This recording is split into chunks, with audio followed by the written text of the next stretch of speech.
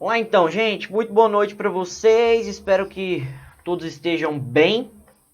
Vamos começar a nossa aula aqui da matéria de direitos humanos. Antes de tudo, deixar um versículo para vocês. Em Provérbios 16:1 fala que o coração do homem faz planos, mas a resposta certa vem de Deus. Falar para vocês, gente, independente dos planos que vocês façam, quem sabe o que é melhor para vocês é o nosso Senhor Jesus. Então, às vezes a gente fica nessa ansiedade, né, nessa loucura, sem saber como é que vai ser, preocupado com amanhã, e a gente percebe, né, que a gente não tem o controle de nada. Né? Então, vocês possam descansar em Deus, confiar em Deus, sabendo que Deus tem o melhor para vocês, e enfim, que os planos dele possam cumprir na vida de vocês. Gente, vamos lá. Matéria aí de direitos humanos. Aula passada a gente fez uma breve introdução, né? Fizemos uma contextualização aí dos direitos humanos e hoje a gente vai desenvolver especificamente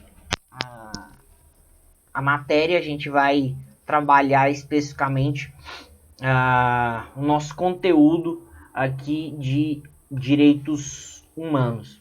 Então, vamos lá então. Direitos humanos, gente, quando a gente pensa em direitos humanos, eu queria que vocês pensassem necessariamente em dignidade da pessoa humana. Quando a gente fala de direitos humanos, a gente está falando do conjunto de regras, do conjunto de princípios positivados ou costumeiros que tem como função proteger e resguardar a dignidade da pessoa humana. Vou fazer então mais uma vez essa conceituação para ficar claro. Direitos humanos nada mais são do que o conjunto de regras e princípios positivados ou costumeiros que tem como função principal, que tem como objetivo a proteção da dignidade da pessoa humana. Toda vez que a gente tratar de direitos humanos e todas as vezes que vocês ouvirem falar de direitos humanos, é importante que vocês relacionem a dignidade da pessoa humana.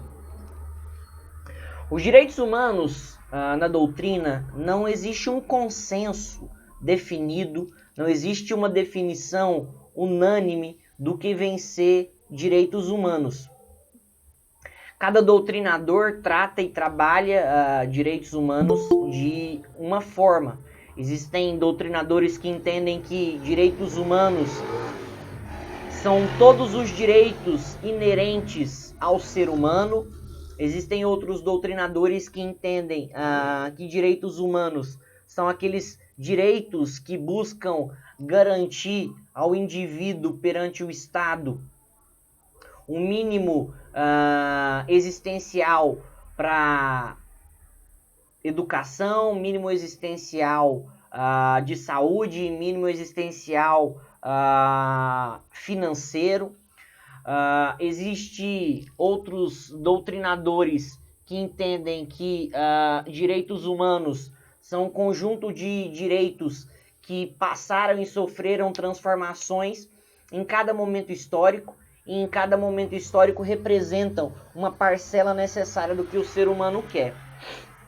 O que eu queria falar basicamente? Não existe então uma unanimidade, não existe então um consenso do que vem ser direitos humanos. Existe uma multiplicidade, existe uma pluralidade de interpretações e ideias acerca dos direitos humanos. Mas uma definição clara e uma definição objetiva seria justamente isso que eu falei.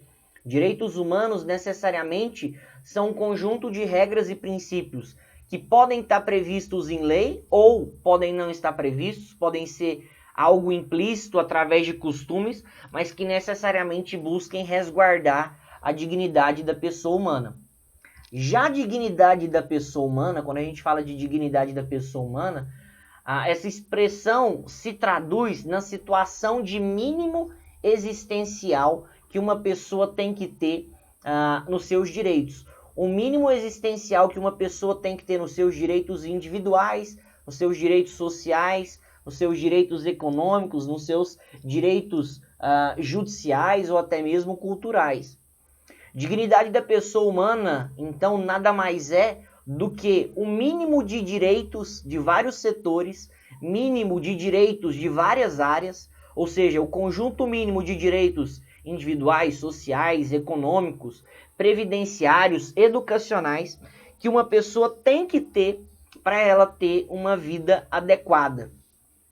Até porque, quando a gente trata, vocês já tiveram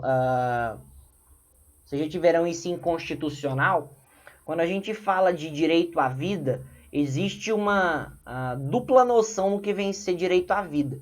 O que é o direito à vida? Numa primeira análise, direito à vida significa o direito a viver, o direito a existir. Já a segunda ótica, ou segundo aspecto do direito à vida, seria o direito de viver adequadamente, o direito de viver de forma ou de maneira digna. E justamente é nessa segunda ótica, ou é nessa segunda análise, que a gente tem que encarar a dignidade da pessoa humana. A dignidade da pessoa humana são o grupo mínimo de direitos das diferentes e várias áreas que uma pessoa tem que ter para viver de forma adequada ou para viver de forma mínima com condições necessárias. Beleza. Quando a gente fala em direitos humanos, nós temos hoje uma visão, né? Nós temos uma ótica do que viria a ser direitos humanos com base na visão que a gente tem hoje. Esse termo direitos humanos é uma expressão hoje que é muito veiculada na mídia, é uma expressão que é muito falada, é uma expressão que, digamos assim, se popularizou demais. Só que nem sempre foi assim. Os direitos humanos eles passaram por evoluções. Os direitos humanos eles passaram por transformações ao longo do tempo, principalmente na sua história. E é justamente isso que a gente vai falar e vai começar falando agora. Nós vamos falar sobre a evolução histórica que os direitos humanos tiveram. Nós vamos falar sobre a evolução histórica que os direitos humanos passaram. Então vamos lá. Vou fazer um breve contexto histórico aqui, tá, gente? Para que vocês pudessem compreender aqui o desenrolar aqui dos direitos humanos. Na Idade Antiga, quando a gente pensa na Idade Antiga, queria que vocês tivessem a ideia de que não existia Estado da forma como a gente vê ou da forma como a gente conhece hoje. Na Idade Antiga, não existia a figura institucionalizada do Estado como nós temos hoje. Antigamente, o Estado ele era representado e ele significava o poder absoluto nas mãos de governantes. Antigamente, o poder ele era totalitário e ele era absoluto nas mãos dos governantes da época. E quando a gente fala dos governantes da época, a gente está falando de uma época antiga nas mãos dos monarcas, nas mãos dos déspotas, nas mãos dos líderes da época. Antigamente, o poder ele era concentrado e ele era exclusivo da realeza. Era exclusivo, então, dos reis, das rainhas, dos príncipes. Ou seja, a monarquia real era o que dominava a época. Ou seja, nessa época antiga, o poder ele era soberano e absoluto da realeza. E aí, a depender da época, tá? Pode ser nas mãos de imperadores, nas mãos de reis, nas mãos de líderes, enfim. Mas sempre nas mãos de governantes. Como o poder era absoluto, soberano e concentrado nas mãos desses governantes, eram eles que determinavam as regras, eram eles que controlavam toda a sociedade. E não havia espaço nem margem para o aparecimento dos direitos da sociedade. Não havia margem ou espaço para o aparecimento do direito dos cidadãos. Eram os reis, eram os príncipes, eram os imperadores que controlavam tudo e detinham o poder. ele era o autor e o próprio executor do direito. E, obviamente, com essa concentração de poder absoluto e soberano nas mãos desses governantes, o povo, então, era oprimido. O povo se sentia, digamos assim, deixado de lado. O povo apenas se submetia à vontade dos seus governantes. E à medida que o tempo foi passando, surgiu a necessidade justamente de limitar esses poderes dos governantes. Surgiu a necessidade de se restringir, frenar, limitar o poder público em prol da coletividade, em prol dos cidadãos. E é justamente nesse sentido, e eu queria que vocês tivessem essa noção, os direitos humanos, independente da época, surgem com a finalidade de limitar o poder público. Surge com a necessidade e com a finalidade de limitar o poder do Estado, limitar o poder dos governantes e abrir margem, ou seja, oportunizar direitos para a coletividade. Ou seja, os direitos humanos têm justamente como finalidade, como essência, limitação do poder público para que os direitos dos cidadãos, os direitos dos governados pudessem surgir, pudessem aparecer. Então vamos lá. Os direitos humanos, eles passaram e sofreram evoluções históricas e eu queria falar com vocês alguns momentos de evolução histórica desses direitos humanos.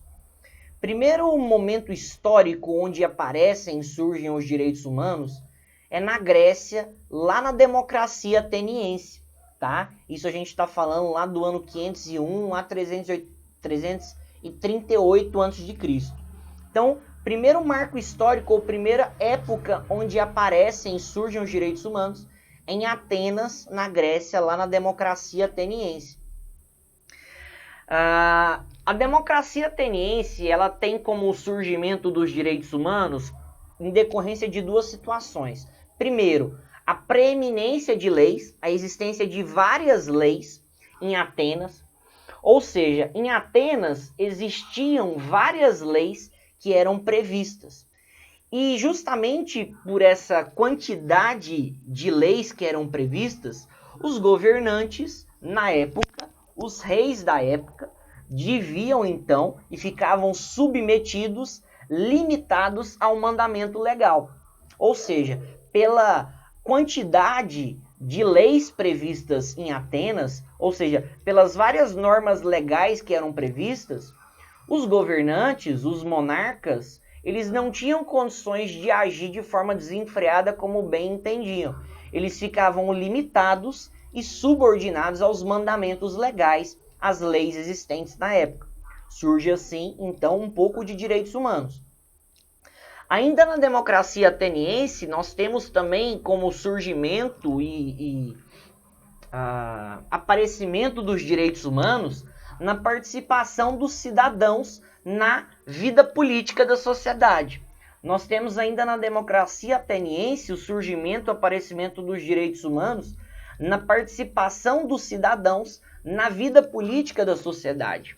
Em Atenas, os cidadãos, além de poderem escolher os seus representantes, eleger os seus representantes, os cidadãos também poderiam compor a chamada Assembleia. Assembleia essa que era um órgão responsável por fiscalizar os governantes, mas também por tomar decisões relativas a situações relevantes dentro da vida política da sociedade. Ou seja, em Atenas, os cidadãos eles tinham também direitos humanos, em tese que poderiam participar ativamente da vida política da sociedade, compondo uma assembleia, fiscalizando governantes e decidindo questões relevantes dentro da sociedade. Percebam, gente, o tanto que uma ideia muito antiga hoje em dia é utilizada. Nós temos no artigo 2º da Constituição Federal o seguinte texto: o poder emana do povo, que o exerce por meio de seus representantes eleitos, ou diretamente nos termos desta Constituição. Percebam, hoje o que nós temos na nossa Constituição Federal, que é a democracia semidireta ou participativa, em que o povo ele pode eleger os seus representantes ou pode participar diretamente da vida política do Estado, através de plebiscito, referendo, iniciativa popular, já existia na Grécia antes de Cristo. Em Atenas, o povo poderia escolher os seus representantes ou poderia participar ativamente da vida política da sociedade, compondo assembleia e tomando decisões. Beleza? Então, essa foi o surgimento, o aparecimento de direitos humanos em Atenas. Já a outra situação histórica, outro marco histórico de direitos humanos na Idade Antiga acontece em Roma, tá? Na Itália, lá na República Romana. E aí é do ano 509 até o ano 27 a.C. Em Roma, né, ou na República Romana, né, já era uma república em Roma, os direitos humanos eles aparecem da seguinte forma: pela instituição, tá? Pela instituição de um sistema de controle recíproco entre órgãos políticos. Em Roma, foi instituído um sistema de controle recíproco entre órgãos políticos. Foram criados vários órgãos em que esses órgãos controlavam entre si, onde esses órgãos se controlavam. Percebam, muito parecido com o que a gente entende hoje, a teoria criada por Montesquieu, que é a teoria dos freios e contrapesos, em que um poder é responsável por controlar e fiscalizar o outro.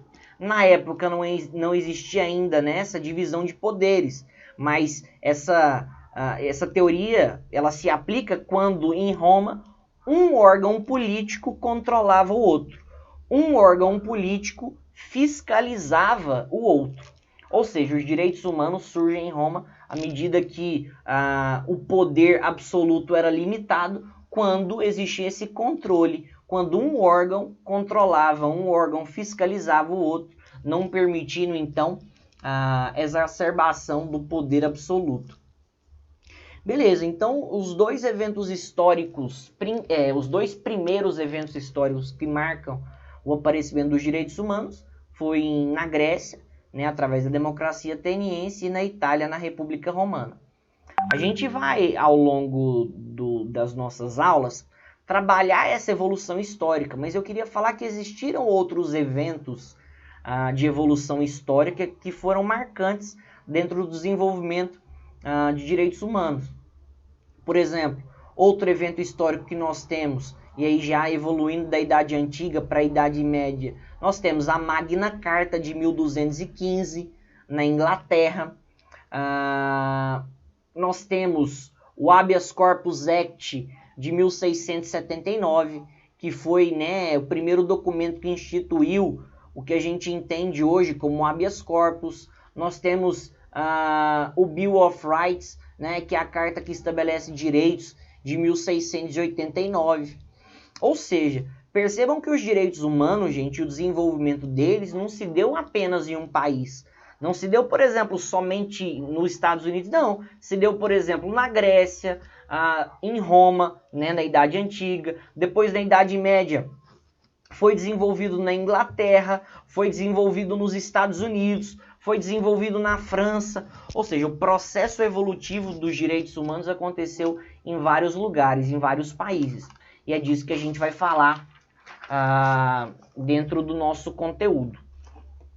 Algo que eu queria falar com vocês, antes da gente continuar a nossa matéria aqui, desenvolver esse processo histórico, queria falar com vocês sobre a eficácia dos direitos humanos. Por que eu queria falar sobre isso? Especificamente sobre a eficácia dos direitos humanos, toda prova de delegado, eles cobram isso na matéria de direitos humanos. Toda prova de delegado civil estadual ou delegado federal é cobrado sobre a eficácia dos direitos humanos. E eu necessariamente queria falar com vocês para isso não passar em branco. Seguinte, os direitos humanos, eles possuem dois tipos de eficácia. Os direitos humanos eles possuem eficácia vertical e possuem eficácia horizontal. Gravem isso. Os direitos humanos necessariamente possuem eficácia vertical e eficácia horizontal. Nas provas, eles sempre colocam só uma. Normalmente nas provas, né? Normalmente quem faz a prova, principalmente delegado federal, o CESP, eles gostam de colocar: os direitos humanos possuem apenas eficácia horizontal ou possuem apenas eficácia vertical. Não, os direitos humanos possuem tanto eficácia vertical quanto eficácia horizontal. O que é a eficácia vertical? Eficácia vertical significa que os direitos humanos eles são exercidos contra o Estado. Eficácia vertical dos direitos humanos significa que os direitos humanos eles são oponíveis contra o Estado, em desfavor do Estado. Perceba, é uma relação vertical, onde o Estado está no topo e o cidadão está embaixo. Os direitos humanos, quando eles são exercidos, eles importam justamente no que a gente falou, na limitação do poder do Estado. O exercício, o usufruto, o gozo dos direitos humanos provocam justamente uma restrição, uma limitação no poder estatal. Ou seja, quando eu, cidadão, exerço o meu direito humano, eu estou diminuindo, eu estou controlando, eu estou limitando o poder estatal. Ou seja, é uma relação de baixo para cima. Por isso que é uma eficácia vertical. Só que em outro ponto, nós temos também os direitos humanos que são exercidos conjuntamente entre os cidadãos. Quando eu exerço o meu direito humano, eu não excluo o exercício do seu. Quando eu exerço o meu direito humano, eu estou exercendo, eu estou usufruindo dele conjuntamente contigo.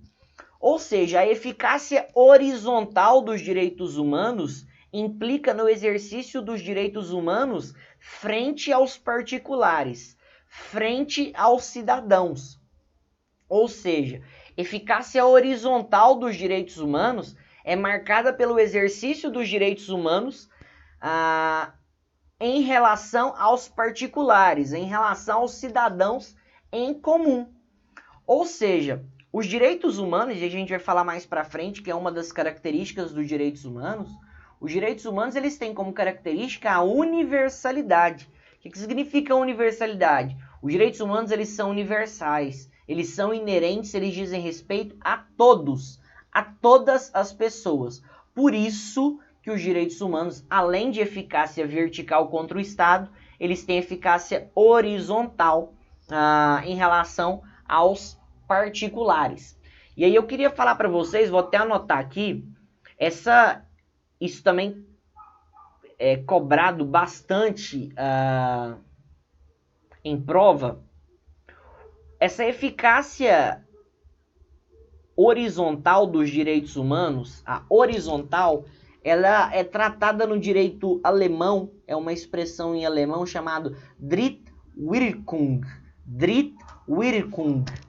Eu até escrevi aqui para ficar mais fácil, mas quero que vocês saibam que essa expressão Drittwirkung diz respeito necessariamente à eficácia horizontal dos direitos humanos, tá? E não da vertical. Eles gostam de cobrar isso em prova, eles colocam Drittwirkung como se fosse eficácia vertical. Drittwirkung necessariamente é eficácia horizontal dos direitos humanos.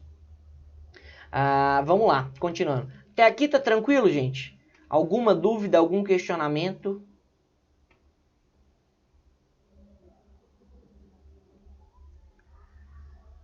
Então, beleza, então. O Ju falou que tá tranquilo, então é nóis.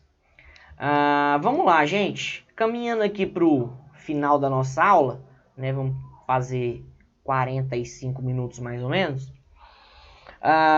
Hoje, né, nós estamos aí no século 21, né, idade contemporânea.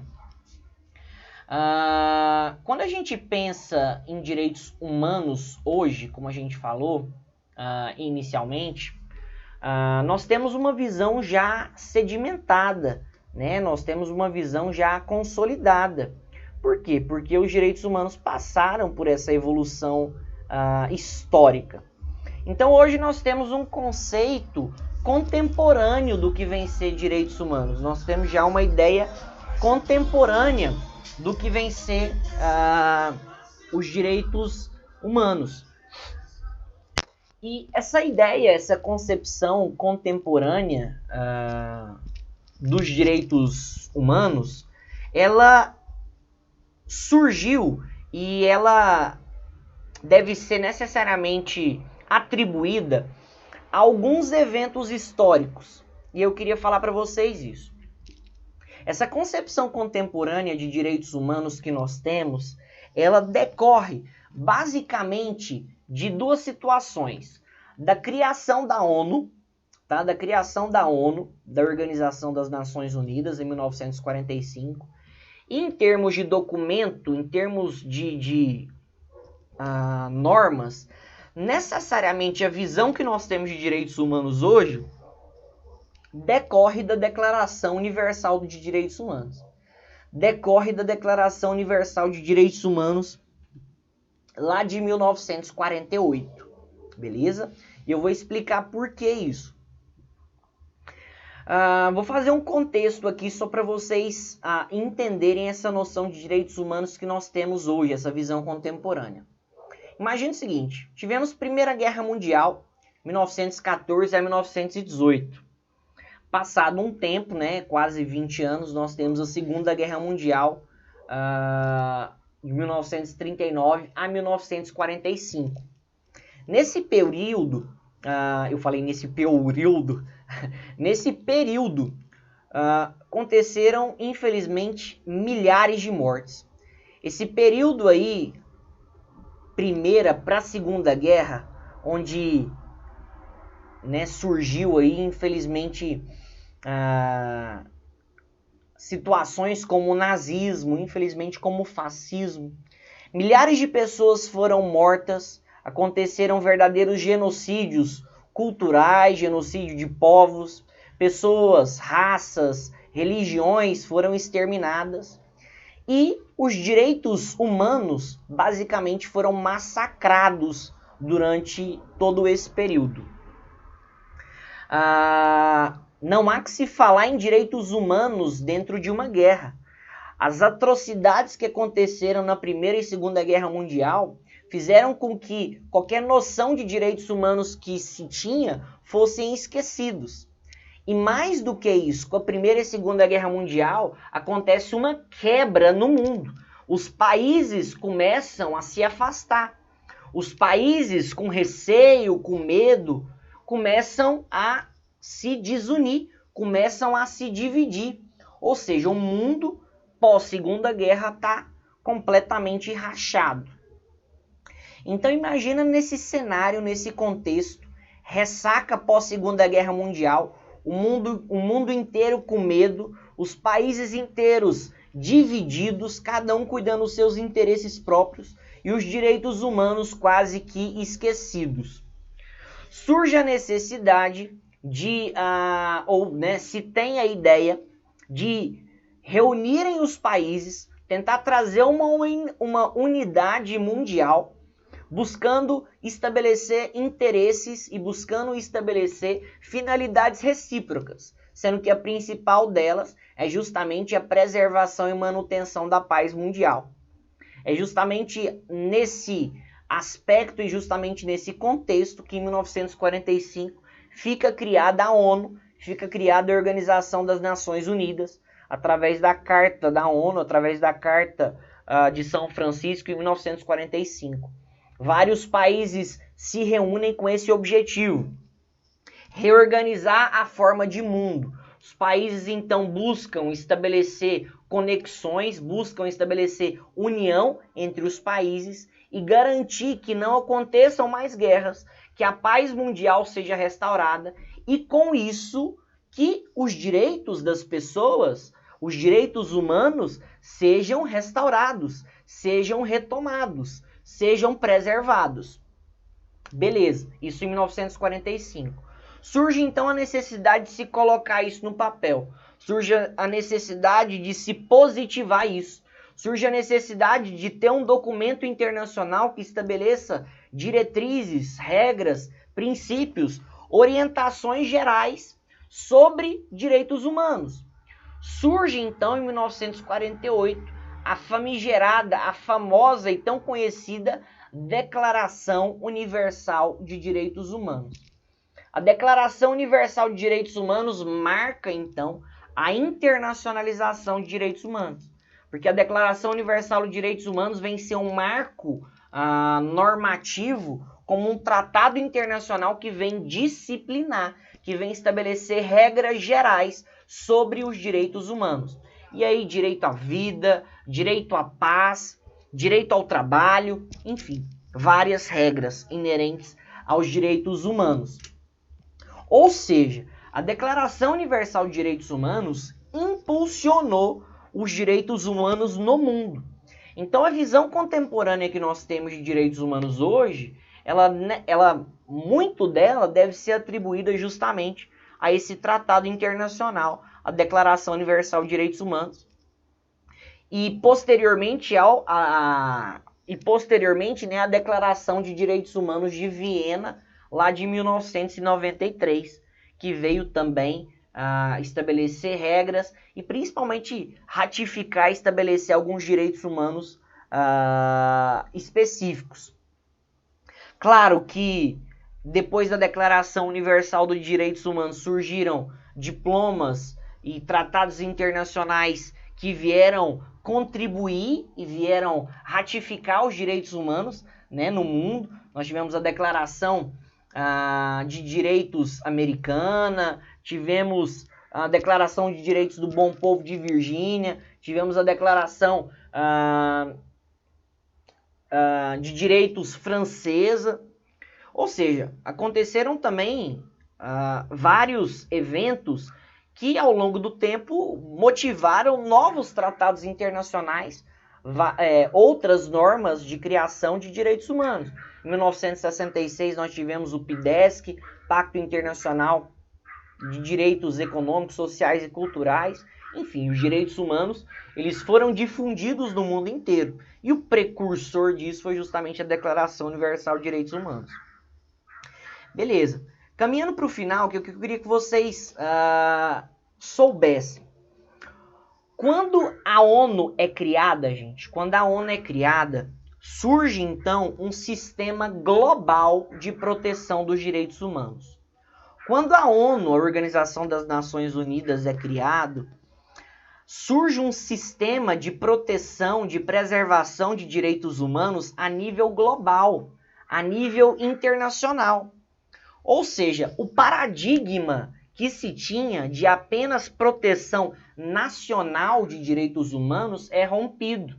Ou seja, os direitos humanos passaram a ser protegidos não só por cada país, mas passaram a ser protegidos supranacionalmente, passaram a ser protegidos de forma global. E isso tem algumas características, isso tem alguns reflexos. Percebam, quando existe uma Organização das Nações Unidas, quando existe uma Declaração Universal dos Direitos Humanos, cada país abre mão da sua soberania para aceitar regras, para aceitar normas internacionais. Quando existe um sistema global de proteção dos direitos humanos, acontece uma mitigação da soberania nacional, uma diminuição, uma redução da soberania nacional, abrindo o país para aceitação de normas internacionais. É como se o Brasil, quando ele adere à Carta de São Francisco e entra na ONU, é como se o Brasil, quando ele assina a Declaração Universal de Direitos Humanos, ele está abrindo mão do seguinte: olha, não vai ser só as minhas regras que vão ser aplicadas aqui. Eu aceito que um tratado internacional também seja aplicado aqui. Ou seja, a Declaração Universal dos Direitos Humanos e os direitos humanos proliferados no mundo inteiro fazem com que a soberania dos estados, a soberania nacional, ela seja mitigada para que esse sistema global de proteção de direitos humanos possa ter sua eficácia e possa ter aplicação em vários países.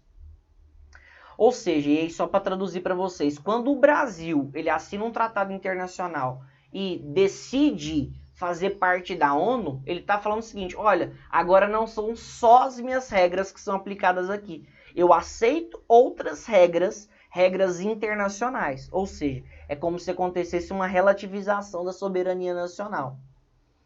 E finalizando a aula aqui, eu só queria que vocês entendessem, a gente vai falar isso mais para frente, mas para deixar vocês interessados, o seguinte, vou fazer uma pergunta para vocês, quero que vocês respondam. Imagina que eu, Léo, eu seja violado nos meus direitos humanos aqui no Brasil. Imagine que eu sou internado no hospital por algum motivo. Vamos supor que eu sou internado por motivo de saúde, algum tipo de doença, algum tipo de problema. Eu sou internado em um hospital. E nesse hospital, eles me torturam lá dentro. Me amordaçam, desligam luz, me algemam, dá tapa na minha cara, me agridem, enfim, me torturam dentro de um hospital. Eu fui violado nos meus direitos humanos, certo? Eu tenho direito à reparação desses danos? O que vocês acham? Tem direito à reparação de danos que eu sofri nessa violação dos meus direitos humanos, nesse exemplo que eu dei? Sim. O que eu tenho que fazer? Eu entro aonde? Eu busco a tutela jurisdicional, lembrando da aula de ontem, aonde? Eu vou buscar o Poder Judiciário, certo? Poder Judiciário Nacional. Vou pedir uma indenização aí, né? Uma reparação de danos morais aí nesse caso. Vou buscar o Poder Judiciário brasileiro, certo? Beleza. Agora pergunta. Pode acontecer do meu processo demorar para ser julgado, demorar anos e eu nunca conseguir a reparação necessária? Ou pode acontecer de eu entrar com esse processo em primeira instância, ser negado, recorrer para a segunda instância, nada, chega até o STF e é negada a minha pretensão?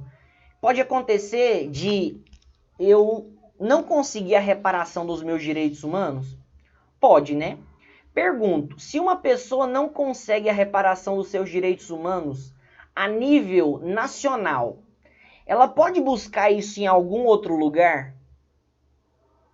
O que vocês acham?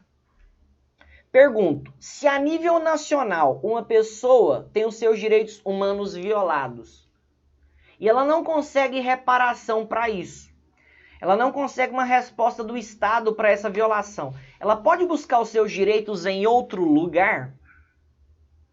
A Ju falou que acha que sim. O Celção também falou, acho que sim. Justamente, valeu demais, Vanessinha. É o que a Vanessinha falou, foi o que aconteceu com a Maria da Penha. E aí eu queria terminar a aula de hoje falando justamente sobre isso. Existe, gente, um sistema global de proteção de direitos humanos que é o sistema da ONU, certo? Quando acontece uma violação de direitos humanos, a nível global a ONU pode intervir providenciando determinadas ações. Agora existem sistemas regionais de proteção de direitos humanos. Sistemas regionais que estão presentes em determinadas regiões, no caso, os continentes. Nós temos, então, o sistema interamericano de direitos humanos, nós temos o sistema europeu de direitos humanos e nós temos o sistema arábico-islâmico de direitos humanos. Até minha tese do mestrado foi baseada nisso.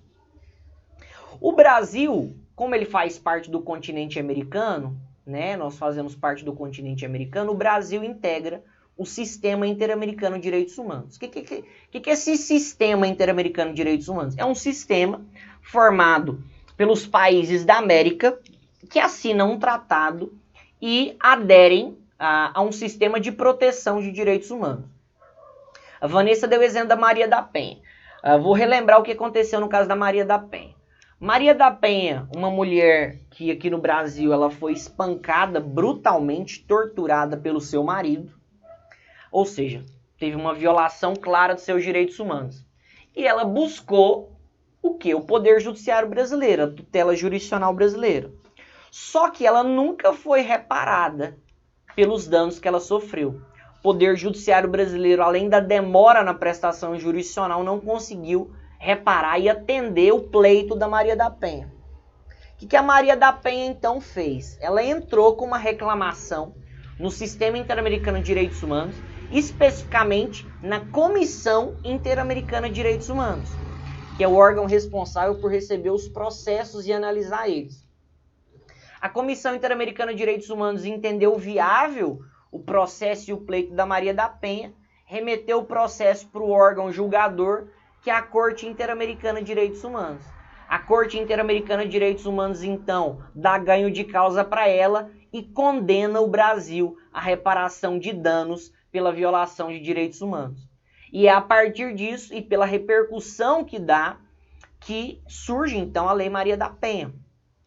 Ou seja, quando internamente, nacionalmente, há uma demora, há uma ineficácia na prestação jurisdicional, ou quando há um esgotamento das instâncias, uma pessoa que é violada nos seus direitos humanos, ela pode buscar a resguardo, ela pode buscar salvaguarda no Sistema Interamericano de Direitos Humanos, que é formado por dois órgãos, Comissão Interamericana de Direitos Humanos e Corte Interamericana de Direitos Humanos.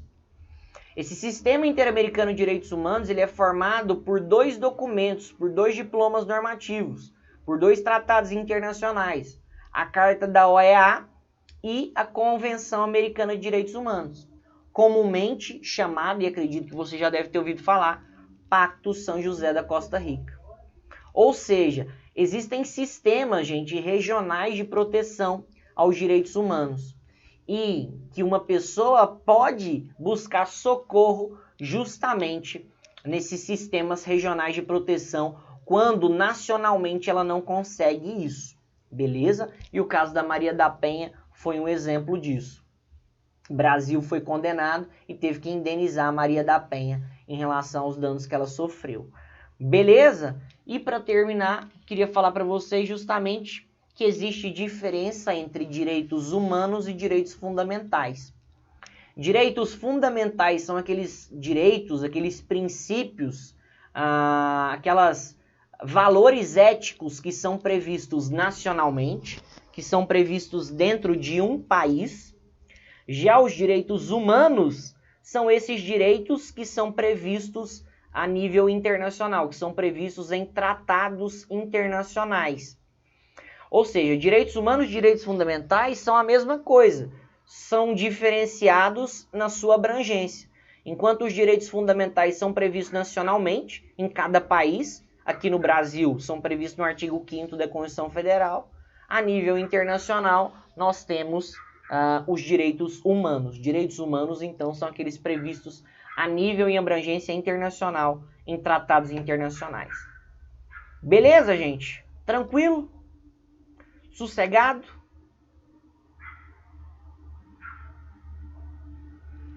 Gente, então é isso aí. A gente finaliza a aula de hoje aqui. Só ter um feedback aí de vocês, tá, gente? O que vocês estão achando da matéria? Vocês estão achando legal? Vocês estão achando interessante? Estão achando chata? Estão achando um porre? O que vocês estão achando, assim, só para ter um feedback aí de vocês nesse primeiro contato de vocês com os direitos humanos? Interessante? Então, beleza, gente. Vocês vão ver, principalmente quando a gente for tratar desses sistemas de proteção, é bastante interessante, é bem legal mesmo.